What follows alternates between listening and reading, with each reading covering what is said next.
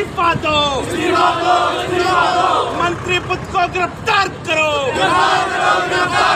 महेश जोशी इस्तीफा दो, जुल्म जाति बंद करो,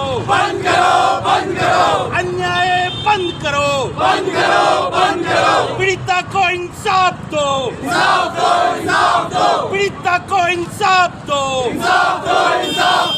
एसडीपीआई जिंदाबाद, मंत्री पुत्र को गिरफ्तार करो, पीड़िता को इंसाफ दो, पीड़िता को इंसाफ दो, मंत्री इस्तीफा दो, जुल्म जाति बंद करो, तानाशाही नहीं चलेगी, मंत्री पुत्र को गिरफ्तार करो,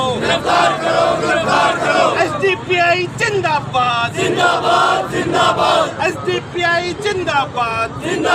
बड़ा स्कैंडल है, एक युवती ने उनके खिलाफ एक एफआईआर लिखाई है और उनका देश शोषण होता रहा है कई महीनों से, कई सालों से पिछले, और अभी तक पुलिस इसमें लिपापोती करती रही है।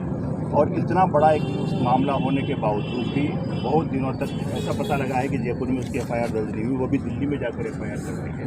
तो मैं समझता हूँ कि ये राजस्थान सरकार में बैठे हुए हमारे जो मंत्री महोदय हैं उनके पुत्र ने इस तरीके का कृत्य किया है। ये बहुत ही निंदनीय है और बहुत ही शर्मनाक है। मैं समझता हूँ कि राजस्थान के मुख्यमंत्री अशोक गहलोत साहब इस पर कोई ना कोई संज्ञान लेंगे और जल्द ही हम लोगों की जो डिमांड है कि जो यहाँ मंत्री महोदय हैं उनको बर्खास्त करें और जो पीड़िता है उसको न्याय दिया जाए, और जो मंत्री पुत्र हैं जिन्होंने इस तरीके की घटना की है, इस तरीके का कृत्य किया है, उनको जल्द से जल्द गिरफ्तार करके उनको सजा दी जाए। राजनीतिक आरोप लगा रहे हैं कि राजनीति के तहत फंसाया जा रहा है। देखिए, ये तमाम चीज़ें, ये तो सब जो भी अगर इन्वेस्टिगेशन होगा तो इसमें क्लियर हो जाएगा कि राजनीति के तहत फंसाया गया है या नहीं है। पर जिस तरीके की अखबार में आज न्यूज़ है, बहुत बड़ा हेडिंग है, बाकायदा एक बड़ी न्यूज़ है जिसमें बताया गया है, और उस लड़की के खुद के अपने सोशल मीडिया अकाउंट से इस तरीके की चीज़ें आउट हुई है। और ऐसा नहीं है, ये सब तमाम चीज़ें सब हर राजनीतिक आदमी इस तरीके की बात करता है कि राजनीति के तहत फंसाया गया है, और फंसाया गया वाला कोई ऐसा मसला नहीं है। ये पूरी तरीके से महिलाओं के साथ अत्याचार है, महिलाओं का शोषण है, और ऐसी भोली भाली लड़कियों को इस तरीके के लोग फंसाकर इस तरीके से उनका शोषण करते हैं। जब खुद मंत्री पुत्र पहले से शादीशुदा है उसके बावजूद भी एक भोली भाली लड़की को इस तरीके से अपने साथ फंसाकर उनके साथ धोखा करते हैं, शादी का वादा करते हैं। ये बहुत ही निंदनीय है। मैं माननीय गहलोत साहब से मुझे पूरी उम्मीद है, अब जो मुख्यमंत्री हैं राजस्थान के, उनसे पूरी उम्मीद है कि वो जल्द से जल्द इसका संज्ञान लेंगे और मंत्री पुत्र को गिरफ्तार करके कठोर सजा दिलवाएंगे। और साथ ही मैं समझता हूँ कि यहाँ के जो मंत्री जी हैं उनको वो बर्खास्त करेंगे, क्योंकि अगर जहाँ तक गहलोत साहब की बात है वो इस मामले में पॉजिटिव लेकर, और अगर उसके बावजूद भी अगर उन्होंने इस तरीके का कुछ इसमें निर्णय नहीं लिया तो हम social democratic party of India पूरे राजस्थान के हर जिले में इस तरीके की आवाज़ उठाएंगे, क्योंकि महिला के अत्याचार का मामला है और इसको हम बर्दाश्त नहीं करेंगे।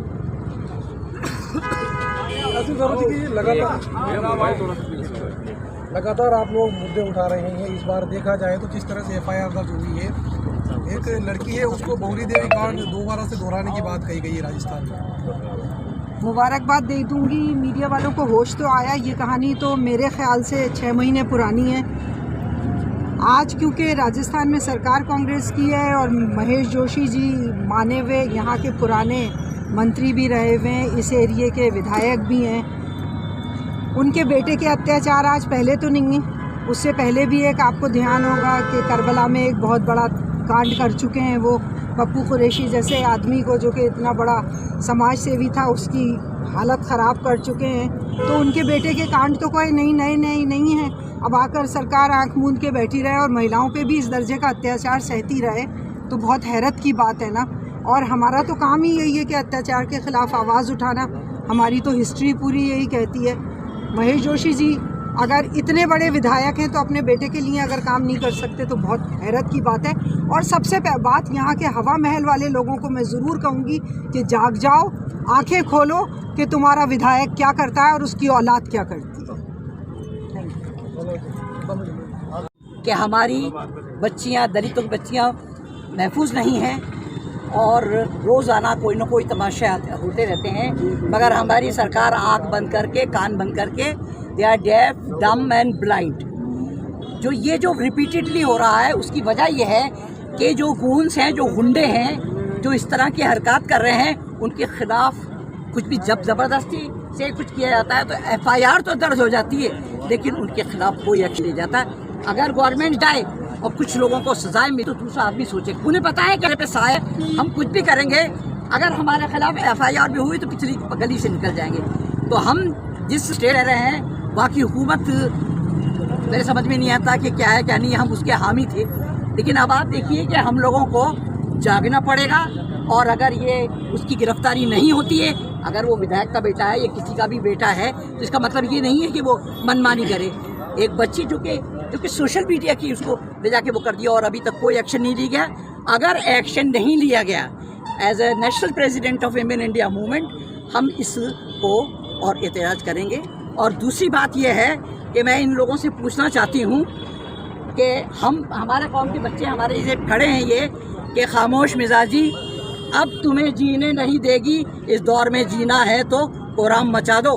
और जो गूंस हैं, जो हुकूमत जो इनको सरपरस्ती कर रही है, उनसे मैं एक कहना चाहती हूँ कि आंधियाँ बन के चिरागों को बुझाने वालों, तुम कहाँ जाओगे इस जहान में अंधेरा करके। SDPI जिंदाबाद, जिंदाबाद, SDPI जिंदाबाद। वुमेन इंडिया, जिंदाबाद। मेरा नाम मेहरुन्निसा खान, नेशनल जिंदाबाद। वुमेन इंडिया जिंदाबाद। जिंदाबाद।